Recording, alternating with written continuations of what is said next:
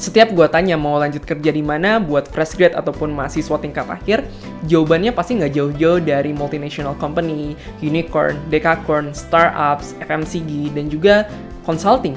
Baik Big Four maupun MBB dan juga consulting lainnya ya tentunya. Kebetulan sama 2 tahun terakhir ini gue bekerja di salah satu Big Four consulting firm dan bahkan sebelumnya kurang lebih sekitar 6 bulan gue tergabung juga di salah satu program kepemimpinan dan pengembangan karir dari salah satu MBB. Dan seandainya gue bisa menggunakan time machine untuk travel back in time dan bertemu diri gue yang lebih muda, mungkin 5 hal ini yang I wish I knew before joining consulting firm. Dan tentunya memasuki tahun kedua gue berkecimpung di dunia consulting ini bisa jadi waktu yang pas nih buat gue self-reflection dan juga self-checkpoint. Dan yang paling penting bisa bermanfaat buat siapapun, baik yang mau masuk dunia consulting ataupun masuk dunia kerja secara general. Dan yang nomor 3 ini akan jadi favorit gue. So, here we go. Yang pertama yaitu find your mentor. I know ini klise banget, bahkan awalnya tuh gue avoid banget nih using terms find your mentor. Instead find your mentor, gue tuh mau bilangnya find your why atau find your purpose atau apapun itu. Nah, kenapa akhirnya gue berpikiran gue harus menyampaikan hal ini? Karena basically banyak banget teman-teman kita di luar sana yang untuk mengetahui dia mau kemana aja tuh masih nggak tahu.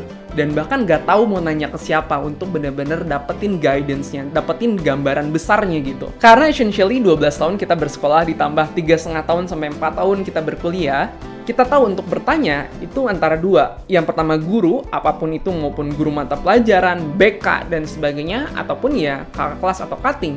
Kakak kelas atau cutting pun ujung-ujungnya kan dari guru lagi, ataupun guru bimbel misalnya, atau guru lainnya lah gitu. Nah, ketika kita udah jadi fresh grad atau terjun ke lautan yang lepas, kita semakin bias untuk mendefine tujuan kita. Contoh deh, ada anak kelas 12 SMA yang pengen banget jadi arsitek.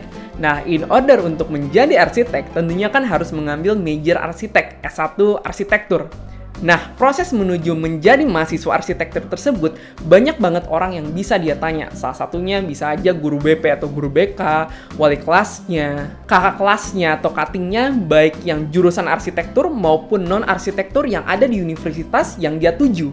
Ataupun anyone, cutting atau kakak kelas yang gampang ditanya untuk related to university. Nah, long story short, si anak kelas 12 SMA tadi berhasil menjadi mahasiswa arsitektur, lalu 4 tahun kemudian luluslah jadi sarjana arsitektur. Nah, disitulah gamenya dimulai. Jadi basically, kita berbicara tentang kayak persaingan, tentang hal teknis, tentang hal personal development. Dan kadang informasi di internet yang membantu karir kita itu tidak cukup. Kenapa? Karena realita di lapangan itu jauh berbeda. Itulah mengapa ketika kita mau memelihara mimpi kita yang dari dulu banget kita pengen, itu perlu ada orang yang memang bisa kita tanya. The person that we look up to. Dan solusinya itu bisa 2. Yang pertama itu internal. Nah, internal ini juga kebagi 2 lagi nih. Yang pertama ada yang misalkan kalian udah intern atau sedang bekerja di suatu tempat. Yang kedua, ada yang misalkan kalian belum dapat pekerjaan sama sekali atau lagi nyari kerja, gimana sih caranya? Nah, buat kalian yang sekarang sudah punya pekerjaan, baik intern ataupun full-time ataupun freelance misalnya di suatu perusahaan, kalian bisa cari mentor kalian di perusahaan tersebut. Kenapa? Karena biasanya orang yang akan kalian jadikan mentor tersebut itu lebih paham secara domainnya, secara lingkupnya, secara pengalamannya tentunya. Dan biasanya hal-hal yang lebih teknikal ataupun yang berbau internal perusahaan itu lebih relate dan akan lebih mudah dicernanya ya dalam proses komunikasi atau mentorship-nya. Nah, lalu kalau misalkan nggak cocok nih, kayaknya orang kantor nggak ada yang gua fit in banget. Nah, that's okay. Kayaknya sekarang banyak banget di luar sana program-program mentorship ya yang bisa diikutin. Nah, kalau misalkan bukan dari program-program mentoring di luar sana atau bootcamp di luar sana, kalian juga bisa cari secara individual. Individual seperti apa? Contohnya kalian bisa reach out LinkedIn mereka, bisa reach out Instagram mereka, ataupun di networking event kalian bisa kayak SKSD aja lah. So I think there's no excuse ya untuk kalian nggak bisa mendapatkan mentor.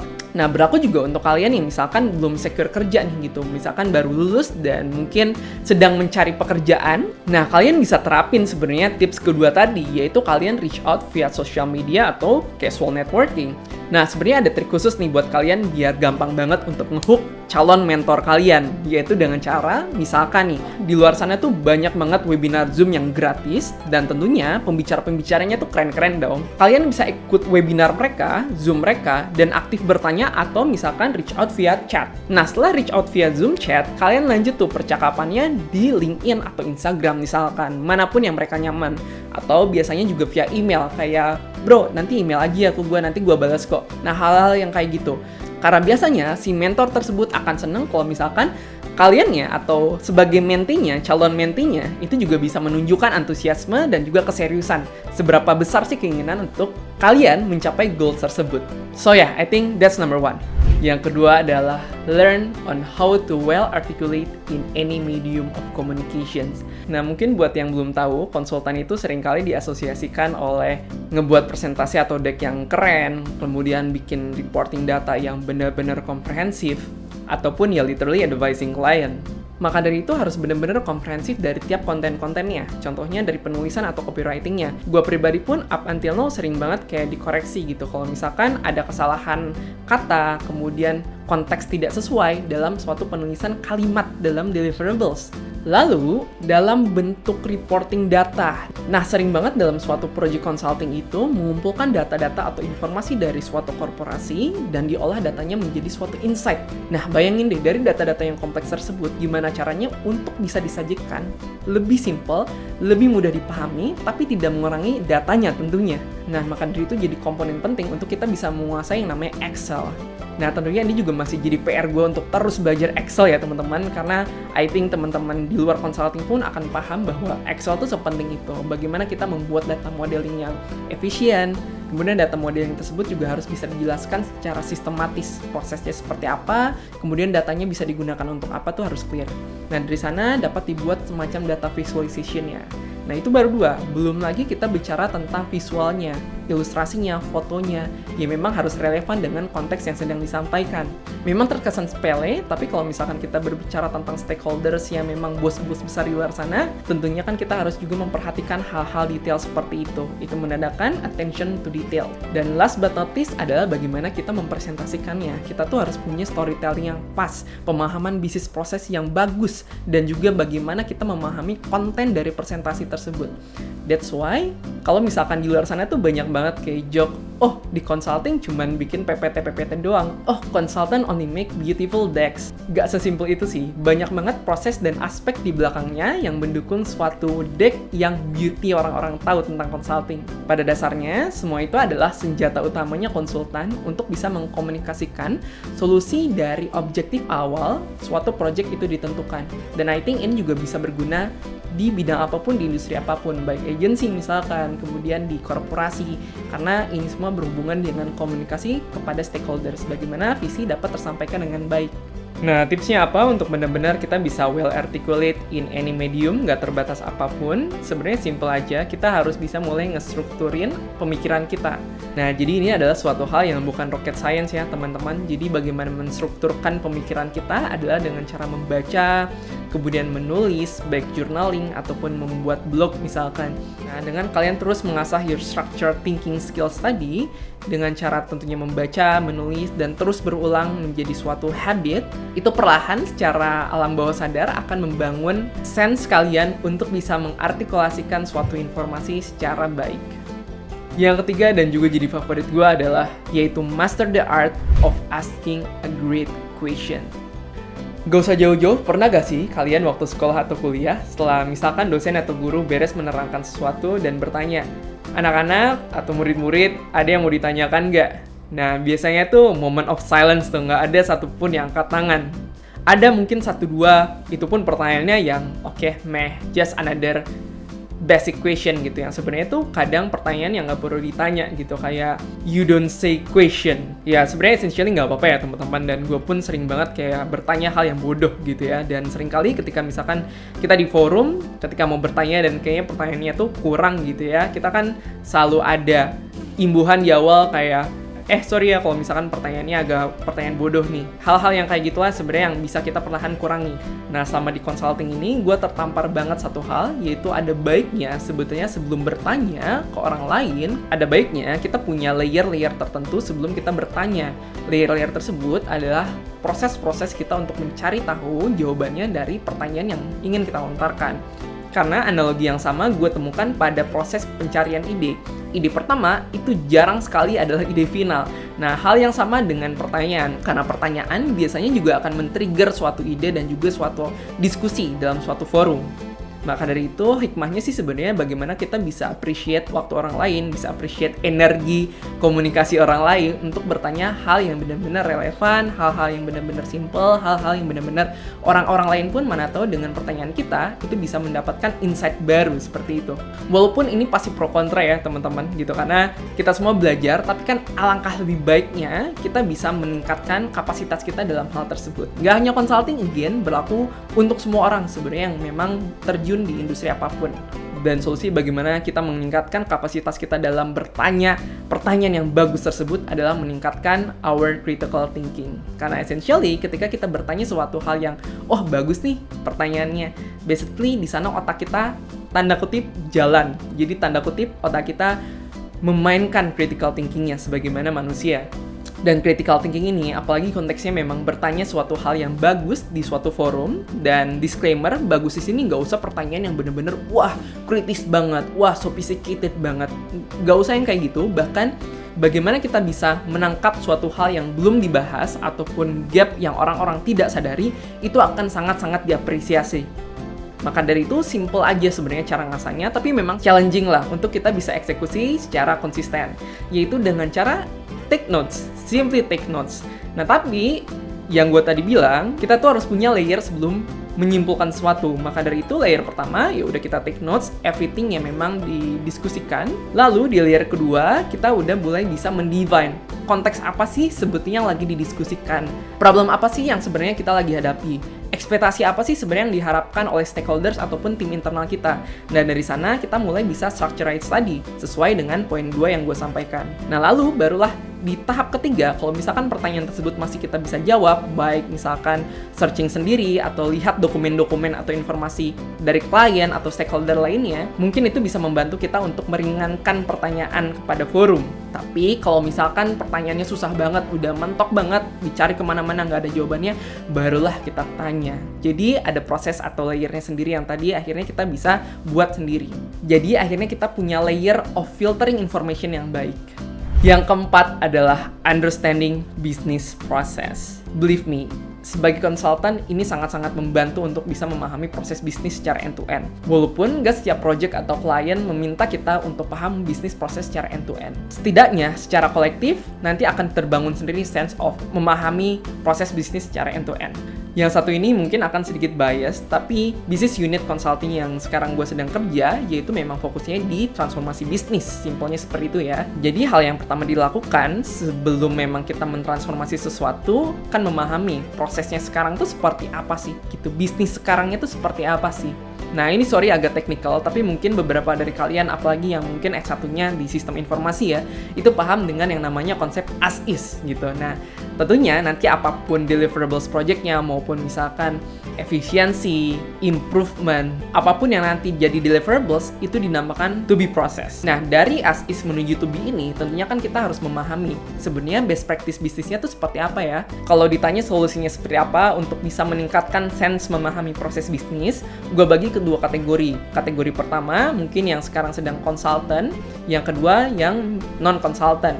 Untuk yang konsultan, caranya sebenarnya bertanya ke senior manager dan siapapun yang sebenarnya lebih tahu ya di domain tersebut. Baik misalkan ditanya industrinya, proses bisnis yang kliennya mirip-mirip, dan sebagainya. Atau bisa juga misalkan tanya kira-kira ada gak dokumen yang bisa mendukung informasi-informasi yang berkaitan dengan klien tersebut atau proses bisnis yang sedang dihadapi. Nah, kalau misalkan untuk yang non-consultant, bisa juga untuk baca-baca jurnal atau publikasi apapun itu yang mendisclose suatu proses bisnis menjadi suatu case. Biasanya ada di jurusan MBA. Biasanya ada aja company yang disclose proses bisnis mereka dan dijadikan suatu case. Dari sana kalian bisa memahami nih sebenarnya proses bisnis dari case tersebut, dari case industri ataupun perusahaan tersebut itu seperti apa. Karena banyak banget ya teman-teman. Jadi memang kalau googling konvensional juga sebenarnya agak susah. Kita cuma bisa belajar bisnis proses secara teorinya aja. Seperti misalkan flowchart-nya, kemudian ada apa aja sih komponen di bisnis proses tuh. Nah, sebelum yang pertama, gue punya honorable mention, yaitu having a prior experience. Betul, jadi basically ini spesifik untuk yang mau masuk consulting, akan lebih baik kalau misalkan punya pengalaman sebelumnya. Walaupun memang entry level itu lebih baik kalau misalkan terekspos dengan misalkan pro bono consulting, karena I think banyak banget di luar sana juga again program-program yang bisa memberikan kesempatan untuk kalian hands on ke real project, tapi memang basisnya pro bono atau tidak dibayar. Biasanya si bisnis-bisnisnya tuh startup-startup yang masih awal banget, bahkan belum diinvest, masih minus gitu ya, atau bahkan UMKM. Dan memang, again, ini juga agak bias, gue juga respect banget sama senior-senior gue, manajer-manajer gue. Mereka semua tuh orang-orang yang berpengalaman. Jadi, apa yang dikerjakan itu tidak berdasarkan textbook atau teori aja, tapi juga udah teruji dan terimplementasi di lapangan. Last but not least adalah do the best even from smaller scale. Nah, poin terakhir ini benar-benar personal, karena ini yang nge-trigger gue untuk ngebuat video reflection seperti ini, yaitu ketika gue ketemu dengan associate yang baru, dia benar-benar fresh grade, dan gue berkesempatan untuk memberikan dia semacam transfer knowledge. Dan ketika transfer knowledge tersebut, ketika di awal-awal dia terinvolve di suatu project, dia nanya, kok gue nggak langsung di-involve ke project yang lebih besar ya? Kok gue only doing paperwork? Kok gue cuma mengerjakan review dokumen aja ya? Dan proses transfer knowledge gue dan dia ini mengingatkan gue di day one gue bekerja sebagai konsultan. Pekerjaan pertama, day one gue sebagai konsultan adalah menggabungkan beberapa flowchart menjadi satu. Itu kan sebenarnya sounds really simple ya guys. Cuman gue akhirnya mendapatkan hikmah atau semacam silver linings dari pekerjaan-pekerjaan yang sepertinya itu kayak less challenging ya buat kita. Bahwasanya the best thing to learn is actually to hands on even on the smaller scale. Dan juga the best thing to contribute to the company as a professional is actually to contribute the best as you can do even on the nitty-gritty stuff. Kenapa? Karena apalagi di awal-awal karir dan diberikan pekerjaan-pekerjaan yang kita rasa kurang challenging, kita justru bisa memanfaatkan kesempatan tersebut untuk benar-benar run through, belajar, get the sense of konteks yang memang sedang kita kerjakan, supaya ketika nanti kita misalkan dikasih kesempatan oleh senior kita, oleh manajer kita untuk mengerjakan sesuatu hal yang lebih challenging, yang lebih strategis, nantinya kita bisa jauh lebih perform dan bahkan jauh bisa lebih dipercaya. Asalkan memang pekerjaan sebelumnya, pekerjaan yang tanda kutip nitty-gritty tersebut atau terkesan tidak challenging again, itu kita bisa optimal dalam mengerjakannya. Bahkan kita bisa extra miles. Dan ini benar-benar pembelajaran yang berharga banget dan memang divalidasi oleh mentor-mentor gue di kantor maupun luar kantor, bahwa ketika kita do the best untuk satu hal yang memang kita tidak lihat impact-nya secara langsung, mana tahu di belakang layar sana, di belakang manajemen sana, ternyata itu impactful banget dan bisa membekas dan bisa berkesan untuk orang lain bahwa oh ternyata si A tuh ngerjain ini loh, oh ternyata si Rea tuh berhasil ngerjain something ini loh gitu. Akhirnya itu menjadi kayak trust gitu, karena pada akhirnya mau dimanapun I think gak cuma consulting, trust itu benar-benar harta yang atau aset yang kita bisa miliki dan bisa kita jual untuk terus-menerus bisa perform. Oke, mungkin segitu aja dari gua. Hopefully video ini bisa bermanfaat buat siapapun kalian, mau yang masuk consulting again maupun yang bukan masuk consulting, terutama memang kalian yang baru di early career. So, boleh tanya apapun itu kalau misalkan ada yang perlu diklarifikasi ataupun misalkan masukan di YouTube comment box gua ataupun directly DM me on Instagram. Link ada di description. Follow me on LinkedIn, Instagram, and Twitter, dan juga subscribe ke channel YouTube gua dan juga weekly newsletter gua di Substack, rizkupwithrea.substack.com. Karena di Rizkup with Rea, gua akan share the other side of every innovation, ideal, bisnis, teknologi, dan juga creativity yang hopefully bisa support lo dalam lo berkembang dalam karir, bisnis, ataupun apa yang sedang lo kerjakan saat ini. Dan last but not least, gue juga mau infoin bahwa Rizkup with Rea juga available on Spotify. So, until next time, thank you.